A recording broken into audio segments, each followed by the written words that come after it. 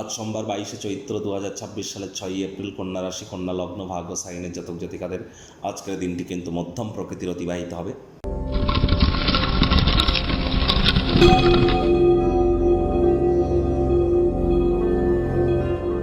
ভিডিওটির শুরুতেই স্ক্রিনে আপনারা দেখতে পাচ্ছেন নবগ্রহ বীজমন্ত্র। পারলে 9টি গ্রহকেই শান্ত রাখবার জন্য এই নবগ্রহ বীজমন্ত্র প্রতিদিন আপনারা 108 বার করে জপ করুন। একবার মুখস্থ হয়ে গেলে মাত্র 10 থেকে 15 মিনিট লাগে। এটি মনুষ্য জাতির সৃষ্টি নয়, স্বয়ং ব্রহ্মদেবের সৃষ্টি, যা কখনো অনর্থ হতে পারে না। ভুলভাল উচ্চারণ করলেও কোনো নেগেটিভ ইম্প্যাক্ট পড়ে না। একই সাথে 9টি গ্রহকে আপনি শান্ত রাখতে পারছেন, এর থেকে বেটার কিন্তু আর কিছু হতেই পারে না। যে ব্যক্তি রেগুলার 108 বার নবগ্রহ বীজমন্ত্র জপ করে, আমি 100% গ্যারেন্টি দিয়ে বলতে পারি 6 মাস পর সে ব্যক্তির কিন্তু পুনর্জন্ম হয়ে থাকে। অর্থাৎ সেই ব্যক্তির জীবনে থেকে সমস্ত প্রকার শোক, তাপ, দুঃখ, কষ্ট, দারিদ্রতা, হতাশা এগুলি নিবারিত হয় এবং প্রারব্ধ সে নতুন করে তৈরি করে এবং তার নতুন কিন্তু ভাব, আদর্শ, সমৃদ্ধি, ব্যক্তিত্বের সমৃদ্ধি সেখানে কিন্তু নিজেদেরকে মহিমান্বিত করতে সক্ষম হয়। আজ সোমবার, চাঁদের আলো গায়ে লাগান, মায়ের সেবা করুন। যদি মস্তিষ্কগত দিক থেকে স্ট্রং হতে চান, ডিপ্রেশনকে যদি ধারে পাশে না আসতে দিতে চান, তাহলে অতিরিক্ত ডিম্যান্ড করবেন না।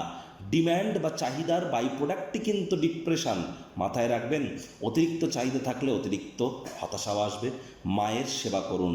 মা মানেই চন্দ্র, তিনি মানেই মাতা, আর চন্দ্র মানেই তো মন। তাহলে মায়ের সেবা করলে মন মজবুত হয়। ভাগ্য মিটার আজ আপনাদের বলছে 7.5 আউট অফ 10 ভাগ্য আপনাদের অনুকূলেই থাকবে। পরিবার এবং কর্মজাগতিক ক্ষেত্রে আপনাদেরকে একটু সাবধানতা অবলম্বন করেই চলতে হবে।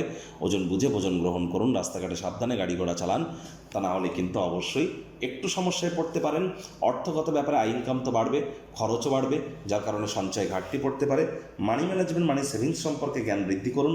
অর্থ উপার্জন করা ঠিক যতটা সোজা, অর্থ সঞ্চয় করা কিন্তু ঠিক ততটাই কঠিন। চাকরিজীবীদের অফিসে কম কথা বলে কাজ বেশি করতে হবে, মনের থেকে মস্তিষ্ককে বেশি দাম দিতে হবে। কোনো প্রকার অফিস পলিটিক্স বা গসিপিংয়ের অংশ যেন হবেন না, বসের কিন্তু কুনজরে আপনারা পড়ে যেতে পারেন। রাজনীতিবিদ যারা আছেন, জনসংযোগ বৃদ্ধি করুন। হার্ডওয়ার্ক, কঠোর কায়িক পরিশ্রমের কোনো বিকল্পই কিন্তু নেই। কিছু মানুষজন আপনাদেরকে উত্ত্যক্ত করতে পারে, তাদেরকে উপেক্ষা করুন। কোনো ক্রমেই নিজের মনকে যেন অশান্ত হতে দেবেন না। আজ অবশ্যই শিক্ষার্থী বিদ্যার্থীরা যে কোনো প্রকার পরীক্ষা প্রতিযোগিতায় সফলতা প্রাপ্তি করবেন। উচ্চশিক্ষার জন্য যারা বিদেশ যাত্রার কথা ভাবছিলেন, ভাগ্যদেবীও আজ আপনাদের পক্ষেই আছেন। সন্তান সন্ততি থেকে থাকলে তারাও তাদের কৃতিত্বের দ্বারা আপনাদেরকে গর্বিত অনুভব করাবে। হাউস ওয়াইফদের জন্য দিনটি এক প্রকার বেশ। প্রেমিক প্রেমিকা, স্বামী স্ত্রী দিনটিকে যতটা সম্ভব রোম্যান্টিক করে তোলা যায় সেই প্রচেষ্টাই তো আপনাদের জারি রাখা উচিত। অবিবাহিতদের বিবাহের যোগ পরিলক্ষিত হচ্ছে। যারা প্রেমে পড়েননি তাদের জীবনে স্বপ্নের নারী বা পুরুষের আগমন আজ কিন্তু হতেই পারে।